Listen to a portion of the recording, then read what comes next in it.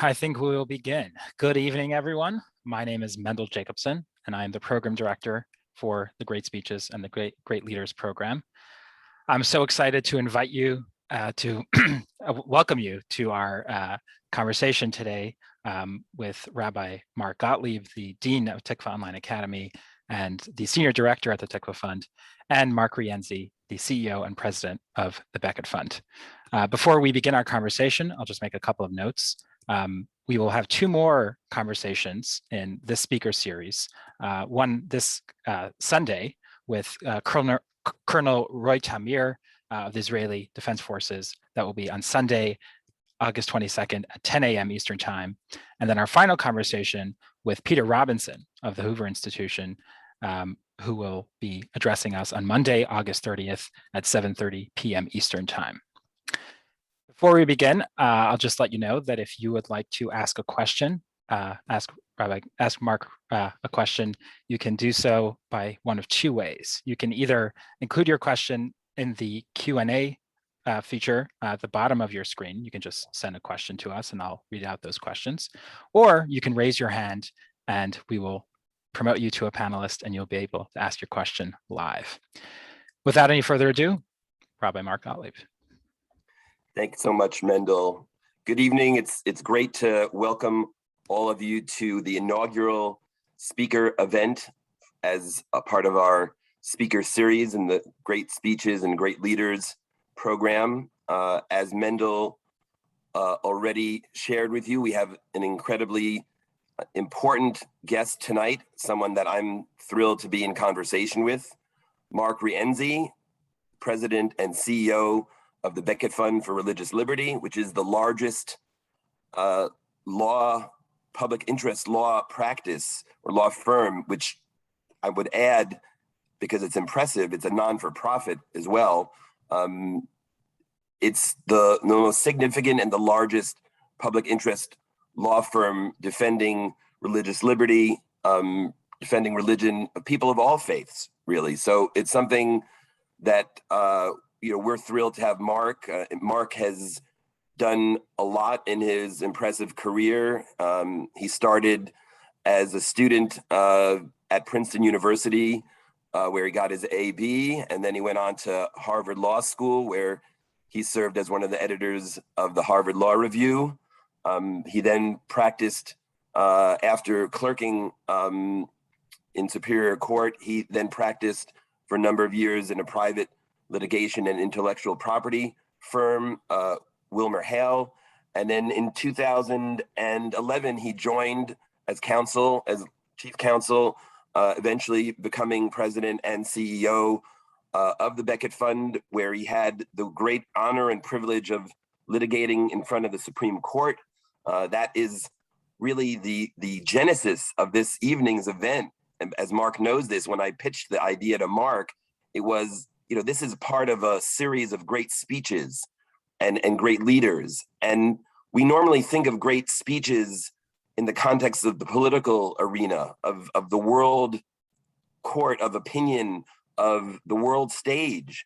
But the truth is that speeches come in all shapes and sizes, all forms, all genres, and litigating in front of the Supreme Court, the highest court of the land, is quite an experience, which I know we're going to get to hear from Mark tonight about his experience, his first experience back in 2014, actually taking the lead in arguing in front of the court for the petitioners in McCollum versus Casey.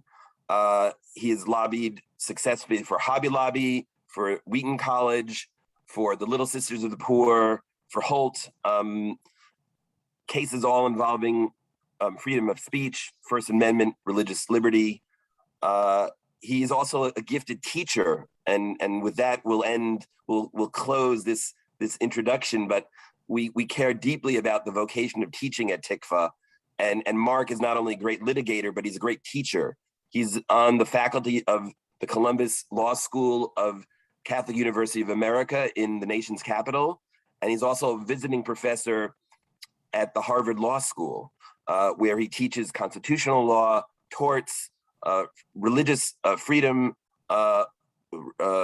law, and he has been voted best teacher 3 years in a row by the Bar Association. In Judaism, and you may know this, Mark, in Jewish law, when you get some attainment or some action is repeated 3 years in a row or 3 times, doesn't have to be years, it could be just 3 occasions, that serves as a kind of confirmation. In Jewish law, we call that a chazaka, a kind of an assumption of right. and so you winning that Bar Association Teachers Award for 3 years in a row gives you an assumption of teaching excellence for forever, beyond just the duration of the 2 years, the 3 years. I'm not sure if the bishops who run Catholic University will get it if I use that term, but I might use it anyway. Yeah, it comes in handy. Chazaka. So, look, we asked Mark to share with us his reflections as a litigator, as a great source of speech in front of the Supreme Court. And now we're going to hear a bit of an overview of Mark's own experiences, Mark's own reflection on his work as a litigator in front of the Supreme Court. And then we'll have a chance to engage in some conversation. And then finally, we'll open it up to all of you in the audience for questions that you may have to pose to Mark about his work as a litigator defending religious liberty in the highest court of the land. So without further ado, Mark, we're thrilled to have you. We're looking forward to hearing from you this evening. Great, thank you, Mark, and thank you for that very kind introduction. And thanks to all of you for being here to talk a little bit about it. So as Mark said, I work at the Becket Fund for Religious Liberty. That's where I do my litigation in addition to my teaching at other places, but my litigation is at Becket. And at Becket, we represent religious liberty for people of all faiths, Catholic, Jewish, Muslim, Sikh, basically everything. And it's our view that religious liberty is a natural human right and that people ought to be allowed to exercise it. And so we argue that in courts all across the country, but over the past decade, we've argued it quite a bit in the Supreme Court. I think Mendel has a short video to give you a flavor of the kinds of things Becket works on. Mendel, is that something you can share now, or?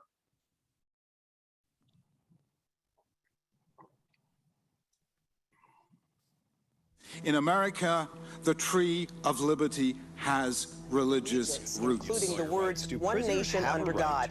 To practice their faith. Don't believe you can sever those roots and have the tree of liberty survive. Battle over religious freedom. Who says the turban is more than a piece of his uniform. All 3 churches not eligible for FEMA aid. The university stripped the group of its campus privileges.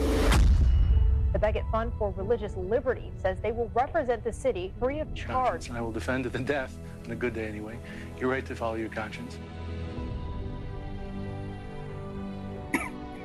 We believe that religious freedom is essential to human dignity, and so we proudly defend the religious liberty of all people of all faiths. We've seen the Supreme Court come in time and time again to support religious liberty. RFRA has been used to protect religious minorities around the country. Everything they've done has been so professional.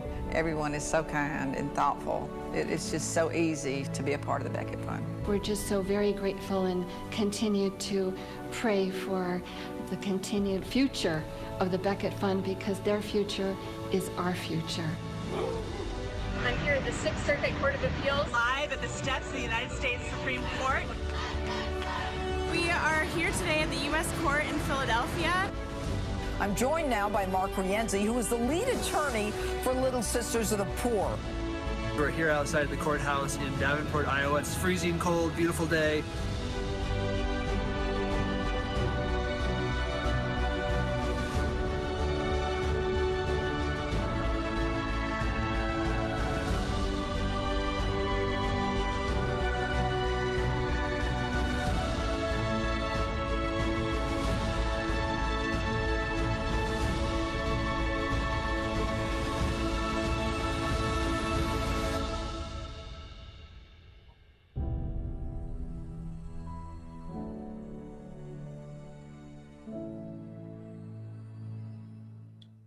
Great. Thanks, Mendel. So that's like kind of a quick, better than I could say it overview of what Becket does. We represent religious liberty for all those people. And what I want to do is just talk briefly about doing that at the Supreme Court. And I'll say, you know, Mark, I thought your intro was good about how it's a speech, but it's not a speech, or it's not what you normally think of as a speech. You could think of it as a speech with a lot of interruptions, right? When you stand up to argue at the Supreme Court, in normal times, in non-COVID times, you know, it's one lawyer facing 9 judges arrayed in front of you and elevated a little bit. So they're all, you know, arrayed around you and kind of looking down at you from not too far away. And, you know, your job is to present an argument, but of course their job is to ask questions while you do. So you can start out and get a little bit of running room and get a few sentences or a paragraph out, but most of that argument is not a set piece like you stand up and give the I have a dream speech. It's a bunch of small snippets of answers that you give in response to the interruptions from judges on either side, which means in many ways, although although there's one person standing at the lectern giving the answers to the judges, you know, at least in our experience, it's really a team sport to make an argument at the Supreme Court. It's not something, at least not something I'm capable of doing on my own. I don't think it's something most people are capable of doing on their own. It's something that relies on a ton of practice and a ton of what we call woodshedding or moot courts, where you stand in a room and you try to give your argument and you get a bunch of your really smart friends to fire questions at you and try to trip you up and try to make you look stupid. And that's not because anyone's being mean to you. That's because the way you prepare to go argue about something that matters to you is to go do it in the safety and security of a closed room with friendly lawyers who are trying to trip you up, so that by the time you get on the real stage, you've kind of heard all the questions. And so in my experience, I mean, I'm blessed with a really wonderful team that I get to work with. You know, we're rarely surprised at the argument by the questions that we get, because we've done enough practice sessions with enough really smart people that we've thought about the question from the right angles, and most things that we get at a Supreme Court argument are versions of what people have given us in practice sessions. So there's a whole lot of practice, a whole lot of preparing, a whole lot of simply reciting things out loud to yourself, right? So, you know, talking through, how does this argument come out? And when I say it out loud, what are the words I trip over? Or what are the places where I see I'm going to walk myself into trouble in the argument? That's a piece of the practice that's really important. Another piece of the practice that's really important is knowing your audience. You know, when you make an argument at the Supreme Court, it's not a speech designed to appeal to 300 million people. It's an argument designed to get 5 of the 9 people on the court to agree to something. So you have a very, very specific audience. You're talking to certain justices, trying to get them to see the issue your way. And that means you need to know about what matters to a Justice Kagan or a Justice Kennedy or a Chief Justice Roberts. How are they likely to see a particular issue? What are they likely to be concerned about? How might you set those concerns at ease if you're trying to convince them to do something? All of that prep goes into before you stand up. By the time you stand up, you should have done, you know, many, many hours of prep and practice, many hours of getting questions from your friends. And then it's just, you know, it's still nerve-wracking despite all the practice, but you stand up and you take the questions. And once you get into it, it's like, you know, many other arguments that lawyers have done where you've got to take questions from a lot of judges. Let me just wrap it up by turning to what the arguments were like a little bit during COVID, because it was different. So normal Supreme Court arguments before COVID is one person standing at the lectern, and occasionally you'll have a colleague sitting next to you, but they're far enough away that you can't really get live real-time help from your colleague. The best you can do from your colleague sitting at the table is, if you sit down before you get up for your last rebuttal, you can talk quietly to your colleague, figure something out, and get their judgment before you stand up. But for the most part, in the traditional way of doing Supreme Court arguments, you're on your own, and it's you and the justices. And I should say, one of the things that happens in that system is sometimes you are kind of a ping pong ball being hit back and forth between and among the justices. In other words, they're using their questions to you to speak to one another and to try to satisfy one another. So, you know, a justice over here might ask a question, but, you know, they're basically trying to make a point to somebody else. So it's a little bit like you just kind of have to hold on to your hat and, you know, do your best to answer what you're given and try to be alert to what the justices are doing. That's the normal argument. In COVID, of course, we couldn't argue in the courthouse. No one was in the courthouse. It was by telephone. And that changed it. In some ways, it improved it, I think. In some ways, made it a little harder. What's harder is you can't see the face of the person you're talking to. That's really difficult. As you all, I'm sure, know, tons of human communication is not verbal. It's facial, and it's emotion, and it's reading body language and so forth.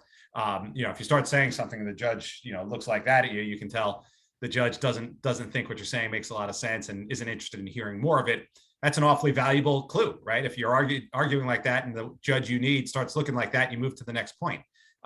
During COVID, we didn't have any of that during COVID. They were just voices on a phone. There was no Zoom. Disembodied sounds. Disembodied sounds. It was really weird. Even during COVID, most of us, for most meetings, most things we did, had a format like this, Zoom. At least, Mark, if I bore you, I'll at least be able to read your face, even if I can't see the rest of the audience. But for the Supreme Court arguments, poker face either. For the Supreme Court arguments during COVID, we didn't have that. So that was a downside. But there were two really cool upsides to the way the court did it during COVID. One is, I think, normally they're jumping in throughout the argument and you're turning different directions, trying to keep up with justices. And it's a little bit, it can be chaotic, or at least difficult to follow, and justices might interrupt one another sometimes. That's standard argument. But during COVID, they actually went to an order of questions where each justice was getting 3 or 4 minutes to question you. And I found that to be, very useful, because you get a few solid minutes focusing on Chief Justice Roberts, and you know exactly what he's wondering about, and you can try your best to answer that. And then you get a few solid minutes with Justice Kagan, and you can hear exactly what she's concerned about, and you can answer her. And so I really liked the individualized nature of it, because they're individual human beings and they're casting individual votes, and it's good to be able to engage with each one of them. That was great. The other thing that was great, at least that we found, is that the teamwork aspect of it was improved. In other words, during a regular argument, you couldn't get a lot of live help from your team. But during an argument in COVID times, you could have your room full of colleagues in the room, and they could pass you a note and no one sees anything because you're just a disembodied voice too. Somebody could catch the other side saying something and say, hey, direct them to page 47, in a way that no one would be able to help you during the argument. They could help you pre-write your rebuttal so that when you stand up at the end, instead of riffing through what are the 3 key points, you open up a computer and the full text is there. You have to deliver it right, but you get the full text there because you had a smart lawyer who was able to write it up and shove the computer in front of you during the argument. So all those things were cool differences in how you present the argument. But ultimately, from my point of view, it's of course a ton of fun either way to do it. We're honored to get to do it on behalf of the wonderful clients that we have and the important issues that we get to argue about. And for us, it's the summit. It's the highest level of arguing to try to make good precedent for religious liberty for everybody in this country. We love the court. We think it's a real blessing to the country that we've got a Constitution and the First Amendment and a Supreme Court, and that we still are a nation under laws. I think that's all wonderful. It's good for the country. It's good for our commitment to freedom and pluralism that we have that. And I think the Supreme Court is a very important defender of that principle, even in very divisive times, which is where I think we are right now. So, we don't take it lightly. We think it's a big blessing to participate in it. We take it awfully seriously because we have a responsibility to our clients and our cause to do that. But it's also an awful lot of fun. So let me stop there, and I'm happy to talk to Mark, and then I guess shift to questions whenever you say. That was great, Mark. What I especially enjoyed about your presentation, your reflection, was that you gave us a sense of the richness of the rhythms of speaking in front of the court and the different dynamics, between the COVID and non-COVID eras, in terms of just the mechanics and the dynamics and the rhythms of how to communicate. And that's, again, this is such an opportunity for us to hear, from you as a critical leading communicator of ideas to such a foundational institution in our democracy. And the court is probably the healthiest of the divisions of the branches of our government. At least it feels that way, especially in these more polarized and divisive times. So, I'm going to pick up on that element of the rhetoric, or the kind of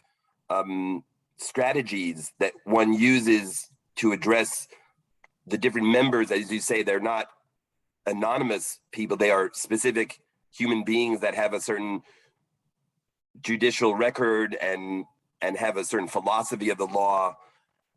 The first case that you litigated, you were the lead litigator in 2014 in front of the court, McCullum v. Coakley.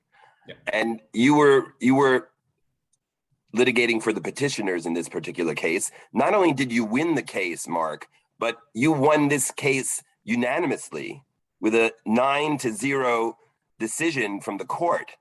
Now, that sounds like a rare thing in itself, but especially a kind of a hot button issue. You were defending the petitioners' claim to have their First Amendment rights being compromised in a case of First Amendment speech, free speech in front of abortion clinics, and the Massachusetts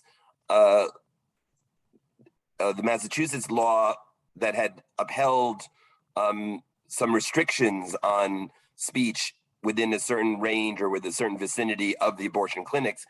How do you think you won that case so decisively when it was potentially a kind of case that would have fallen into the more familiar polarizing dynamics of culture war cases of religious freedom and right to life, right to speak one's mind on religious issues? How do you see that? How did that happen? And try to give us some insight into what, not magic, but the strategy that worked to create that decisive unanimous decision. Yeah. So, some of it is, I don't know, right? We made our best arguments. We had the Little Sisters of the Poor praying for us during the argument. That'll never hurt. Absolutely. Prayer is always a very efficacious and important thing. Yep. Our view is that it is not right and not good and not healthy to think about things like abortion and same-sex marriage and all the other hot button issues, to think about religious liberty and free speech related to those as divisive, culture war fights, right? Our argument is, look, whatever the justices think about abortion, they at least all ought to agree that free people can speak on a public sidewalk if they want to speak peacefully about it. And so, in that argument, I tried to make arguments. I was very much thinking about Justice Kagan and Justice Sotomayor and Justice Ginsburg. I don't want to make them think that they need to agree with me on abortion. I agree with my clients in the case. I think abortion's a bad thing. And I don't think the Constitution does or should protect it. But I don't need to convince any justice to agree with me on that point, to agree that my client at least has a right to speak peacefully to a willing listener on the sidewalk. And so what we try to do, and it's funny, we did a very similar thing with the Fulton case about foster care and adoption this last term, which also turned out 9-0. We think it's healthy for the country, frankly, to see the court come out strongly and sometimes unanimously on these issues, because what it says is, look, under our Constitution, we have room to disagree about important stuff, and it's okay that we disagree, right? Like, if you think about the First Amendment says we have the right to freedom of speech and freedom of religion. Well, if we are free to think for ourselves about important stuff, right, then free people will come to different ideas about really important things. We can either say, no, the government's got to shut people down, but I don't think any of us really wants to live in that world, right? Like, so what we have to say is we have to be comfortable with the idea that we will have divergent opinions about really, really important things. And that most of the time, the right answer from our Constitution's point of view should be that that's okay.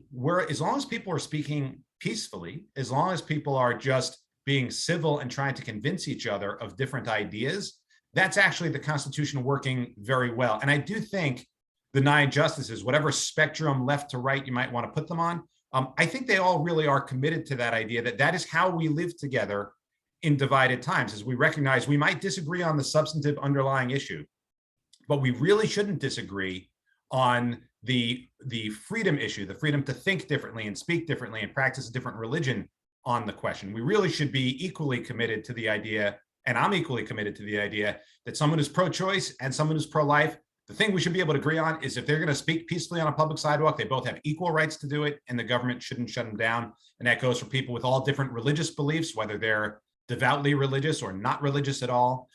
Those sort of core pieces of what a free pluralistic democracy looks like ought to be the non-negotiable baseline. And I think the court is trying to tell us that. Yeah. And again, this is an area where the court is, if not unique in American institutions, but certainly in terms of its health and its commitment to civic engagement in tough issues, knowing that there'll be divergent opinions, the court, with few exceptions, is the kind of a bastion or a lodestar for this type of protection and this type of liberty, true liberty, where we're seeing in so much of the other, whether it's other branches of government or certainly in the private sector, with large corporations, with academia, with the media, it's much harder to get that space that's shared and that can hold, real divergent but healthy and differing opinion. The court seems to have an ability through its history and through its immunity from some of the cheaper sides of our culture, to maintain that sense of dignity as an institution and protecting our rights. So and frankly, Mark, I think they also recognize and take seriously that they have a responsibility to do it, right? Like that's our constitutional baseline.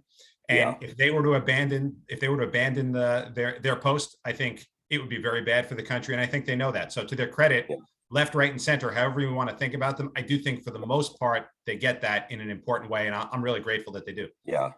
It reminds me, Mark, of, when Justice Ginsburg passed away, there were so many commentators that, were able to say, I may have differed with her politics or her, to her extent, not even her politics, but her positions on certain key issues, but she was able to have a friendship with Justice Scalia that demonstrated some ability to transcend those divisions, something that I think most Americans don't feel in their own lives as much as perhaps we used to, or certainly as much as we would love to. And I guess I'm wondering, Mark, from what your vantage point as a litigator in front of the court, how did you see those personalities? What were you able to learn about the law and about life and about commitments, whether it was prayer from Justice Scalia or a sense of the opera from both of them, or whatever what did you learn from figures as different as Justice Ginsburg and Justice Scalia that you think are vital for young Americans to hear?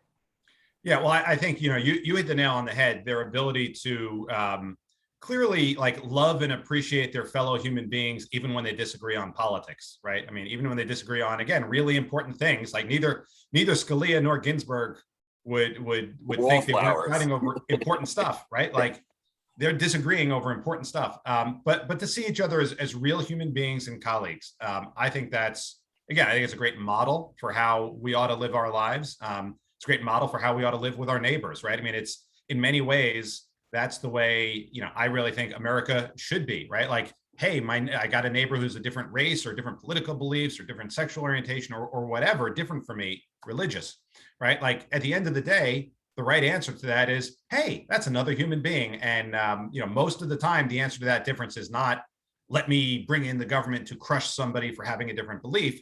It's, well, that's another human being. And why don't I get to know that person? Why don't we live civilly? I think the truth is, most Americans can actually do that and do actually do that just fine. I think it's the screaming headlines that make you think human beings can't do that. But like my view, and I think I'm right. I think most people are pretty decent people. I think most of my fellow Americans are decent people. And I think if you sit down and talk to them, you can find a lot of common ground. It's just that we live in a world with Facebook and Twitter and cable news that really like to accentuate the differences and push us to our separate corners. But I think for the most part, there's a middle 80 to 90% of the country that are fundamentally good people, fundamentally kind people. They don't really mean to do harm to others. They may sometimes get swept up in the whirlwind, but that fundamentally, I think most people are quite capable of living like Ginsburg and Scalia did, of being very good people to someone who happens to disagree and saying, hey, they're free too. They get to disagree. I love the fact that, you as president and CEO of Becket can embrace it. It's clear from all your work that you embrace it, but your positive and hopeful disposition about Americans, about average Americans, about the common American is really refreshing, because you too tend to find more apocalyptic talk and rhetoric on the more traditional side and the more progressive side, and to be able to cut through the rhetoric and cut through the apocalyptic gloom and doom, and to be able to say, like, you can love another human being even though you vigorously disagree with their views on some of the toughest issues, end of life issues, cultural issues, privacy issues. And I think that's a great affirmation, and something that I think young people need to hear, that you could hold both of these things in your head and in your heart together at the same time, being vigorous and uncompromising in your views and your advocacy for what you believe is right, and yet loving and gentle and forgiving to another human being that doesn't share those opinions with you. I think that's a great model, and it's great to find fellow travelers like yourself, clearly, Mark, who can defend both of those things, not to be wishy-washy or mealy-mouthed or right. or milquetoast about the things that most matter to us.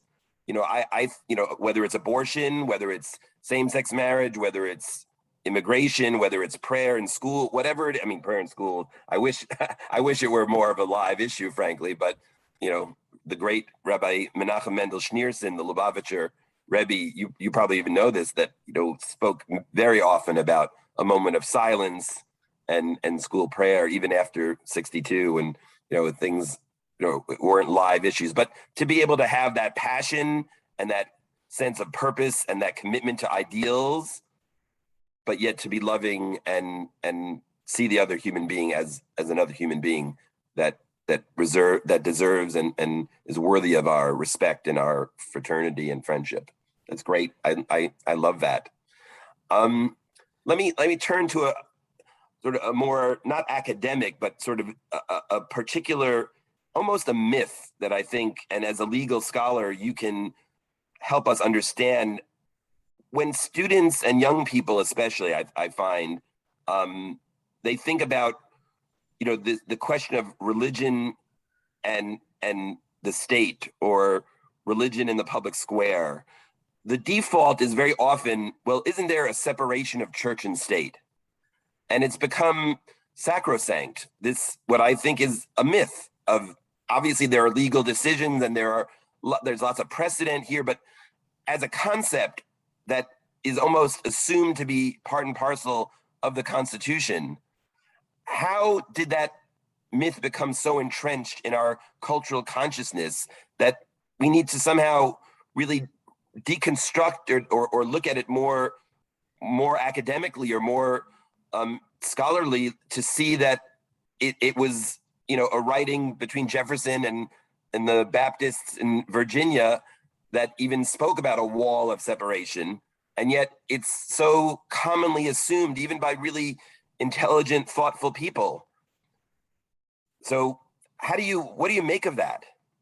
Yeah, so that is a consequence of how the court has decided its Establishment Clause cases, going back to 1947 with the Everson case. So one, you're absolutely right. Nothing in the Constitution mandates a separation of church and state.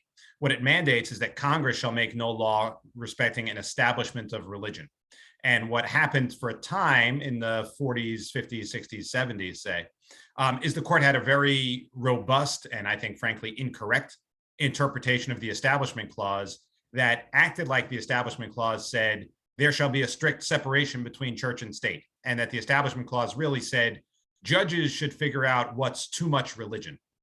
But what the court has done over the past 40 years or so and particularly in the past 10, is said, well, the founders didn't actually write into the Constitution, there's no too much religion in government, right? That's not one of the clauses. It says no establishments.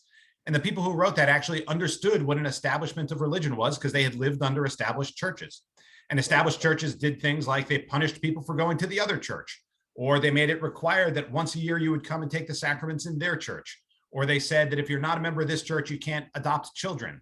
Or they said you have to use this prayer book rather than that prayer book. Or they said, we're going to tax you and use your money to hire the clergy, right? Those are the things established churches did. And those things are all very clearly, I think, encompassed within the Establishment Clause. The mistake that you're describing is when people take that and say, oh, and I'm going to interpret that to mean anything else that involves the government having to do with religion is also a problem, right? And so you get things that are obviously incorrect, like after Hurricane Sandy in New Jersey, for example, FEMA saying, well, we can give all sorts of money to different groups to rebuild. So if the candy store got washed out, we can give money to them to rebuild. And if the grocery store got wiped out, we can give money to them to rebuild. And if the library got wiped out, we can give money to them. Synagogue, no, we can't give money to the synagogue because that's a religious place. And that's just wrong, right? The Establishment Clause doesn't say you can't let religious people or religious groups participate on equal terms with everybody else. Of course they can. They're part of our community too. Nothing in the Constitution tells the government it must discriminate against people when they're religious. But the over-interpretation of the Establishment Clause leads to that type of error. I'm happy to say, again, it's really the past several decades, the court has been getting away from that in a good way and saying, look, under the First Amendment, religious people, religious groups get to participate on the same terms as everybody else. And so if you've got a grant program, secular groups can apply, and so can religious groups. And guess what? We need both of them in this country. And so it's good for them all to be able to participate. Great. Thank you, Mark. I just have one more question, and then we'll open it up to our participants, to our audience. So I just read this in this morning's paper that New York Times versus Sullivan, which is an important case establishing what would constitute libel and essentially serving as a kind of a bolstering of the freedom of the press, may come under reconsideration. And I think the quote that I saw from Justice Thomas was that New York Times versus Sullivan was a policy-driven decision that was masquerading as constitutional law. What's your take on that? Do you have thoughts on this question of New York Times versus Sullivan in particular, or just the way that a reconsideration of this, what might be seen as settled law? I think when Justice Gorsuch was being interviewed by the Senate, that question came up and he said, well, this is like 40, 50, 60-year-old law. It's settled. It's not going to be, reinterpreted or revisited. Yeah. And now there seems to be something afoot. Why is that happening? And is this good for Americans or is this not good for Americans? Yeah, so it's not something I have detailed thoughts about. It's not something I've worked on or thought heavily about. The gist of Justice Thomas's— You've thought more about it than I have, Mark. I bet you. Yeah, well, I can give you the 1 minute high-level common law professor version. The gist of the criticism of it is not that it should be easy to hold newspapers liable for defamation or libel, but it's that at the time of the founding, when the Constitution protected the freedom of speech, it didn't mean you couldn't be held liable for defamation. In other words, defamation was still a thing, and everybody understood defamation was a thing. And that what New York Times versus Sullivan, according to Justice Thomas, did wrong was it invented this set of different rules for how we're going to apply this when we're dealing with the press. And Justice Thomas's argument, as I understand it, is, well, what makes you say that those are the rules other than you think it's a good idea, right? Like, I mean, I think Justice Thomas would agree at a high level, we need a free press. We've got a constitution that protects a free press. But I think his argument is, well, but you're inventing a bunch of rules that don't seem to comport with what people at the founding would have understood the freedom of speech to be. So then where does it come from? I know libel is something that's much harder to prosecute in the United States than in England, for example. Yeah. Where libel in the United States, you have to prove that it was willfully misrepresentative. Yeah, we have a high bar for things like libel and defamation, particularly because we want to protect free and open discussion and debate. And I think Justice Thomas and Justice Gorsuch are firmly committed to those principles. Sure. So it's really just a question of how they cash out as they figure that out on the First Amendment. Great. All right. Thank you for that. Hot off the presses. It was in today's newspaper, so I figured I would have to, ask you. All right, Mendel, how do we look here? We got some interesting questions from the audience. Yes, we have some interesting questions, but unfortunately we have very limited time. So let's see how many we can do. Ala Reifman Malamed asks, what are your views on free speech when it begins to incite hatred or violence? At what point does free speech end? The doctrinal answer is you can't incite violence. So if you are, the traditional case is the KKK meeting out in the middle of a field someplace saying, well, if something happens, we're going to have to go take revenge. But they're out in the middle of a field someplace. And the court says that's not enough to be incitement to violence, even if you're saying nasty, hateful things, right? So that's why the KKK and the neo-Nazi party and those people get to exist, even if they think vile things. And let's be honest, there are some people who think vile things about, religious traditional people too. A lot of people think vile, hateful things about other people. The general rule is that expressing those opinions is okay, right? What's not okay is actually inciting someone to violence. So if there's a crowd of people outside the home of someone and says, let's go get that person because he's a member of such and such group, well, that's incitement to violence. But saying, I think such and such is really wrong, or I think such and such is akin to murder, or even, I hate that group, generally speaking, is considered protected speech. And I think that is the right answer. In other words, the alternative would be that we allow the government to shut down that kind of speech. And I think, it's not too hard to think back, imagine if in the 1960s, Bull Connor in Alabama could have decided which speech he thought was hateful and which speech he wanted the government to shut down. He'd have done some different picking than people today might do. Ultimately, I think it's an important thing to leave people free to express their opinions, even opinions that are bad and ugly and wrong. And that the best antidote to that is people expressing the opposite opinions. And so think about the neo-Nazis, right? Like, yeah, we have neo-Nazis in this country, but 98%, 99% of the people think they're nuts, right? Because the free speech on the other side beats it back. I think that makes for a healthier place than allowing the government to just shut somebody down because they've got an ugly view that's nasty to Jews or blacks or Catholics or whoever else. Mark, did you see Mighty Ira? I did not, no. That's the film about the former ACLU. Oh, yes. Wow. I've read about it, and I think it's worth seeing. Yeah, it captured very much what you just were what were you arguing just a moment ago. That's exactly the position. As it doesn't do well for modern ears. Many modern or contemporary people are more agitated by what's so-called hate speech. But the way that you just articulated the argument of why bad speech should be combated with better speech or more compelling speech. And let me just say, I've shown up at the Supreme Court to file briefs on behalf of pro-choice groups that want to continue engaging in pro-choice speech, not because I agree with their speech. I really think that abortion is evil and terrible, but because I don't think it's good for the government to be able to shut down the speech. I think we should talk about it, but we shouldn't. They're entitled to speak too, and it's important. Great. Okay, we have one final question to round this off tonight. One of our parents, the parents of one of our students, Greg France, asks, how do you think the Supreme Court's pro-First Amendment stance can help mitigate the effects of cancel culture in popular culture?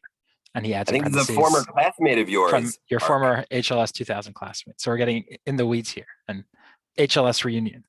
Well, that's great. Good to talk to you, Greg. Although I don't get to see you. So I think it can only help. I mean, let me like flip the question a little bit. Imagine they had gotten Fulton wrong, or imagine they'd gotten other cases wrong, and they went all in on you can punish speech you don't like. Boy, I think the country would be headed in a bad place if they did that. So I think they're an important bulwark to defend that principle. I think over time, Supreme Court decisions tend to have something of a teaching function, so that the court getting cases right and stating a broad commitment to freedom and freedom of speech and freedom to disagree with one another, I think it can only help. but look, they're one voice or nine voices within a sea of people shouting at each other right now in American culture. So, I don't know how the story goes from here. I don't know, whether the Twitterverse or whatever else drowns them out. I can just say, I think it's very good for the world that they keep saying it. And I think and hope most Americans, if you sit down and really talk to them about it, can get to the liberal idea of freedom for their neighbor to think something different. And so I just hope the Supreme Court is part of leading us to a better embrace of that, even if life in the Twitterverse and Facebook and stuff like that may look like it's wearing down. But I don't know for sure that it works. I'm hoping and praying it does. Wonderful. Mark, thank you so much. This was such an enjoyable conversation. It was enjoyable because you're a mensch, as we say in Jewish. I hope you know what that means. I know what that one means. And what's the other words, just so I know it? The other one, chazaka, the assumption of an assumption of right or ownership. But you are a mensch and you are a thoughtful mensch. And that's a great combination. I really enjoyed your reflections on your work in front of the Supreme Court and what the state of, more than just the Supreme Court, but how we think about difficult issues in America today and how we can maintain our civility and yet have strong, committed opinions and strong, committed beliefs, and yet not create a toxic, unhealthy culture that is so rare, and to hear it so well articulated was great, a total delight. So thank you so much, Mark, for joining us. It was great fun for me. Terrific. Well, thanks. We'll definitely want to have you again. And let me remind our viewers, our participants tonight, that our next speaker series event is taking place this Sunday at 10 a.m. with Colonel Roei Tamir of the Israeli Defense Forces. It promises to be another glimpse, a different glimpse into the power of speech. And we'd love to see you there. So please join us. It's 10 a.m. Eastern time on Sunday, this Sunday, the 22nd. Have a wonderful evening, everybody. Thanks so much. Enjoy the rest of the night. Bye-bye. Thanks, Mark.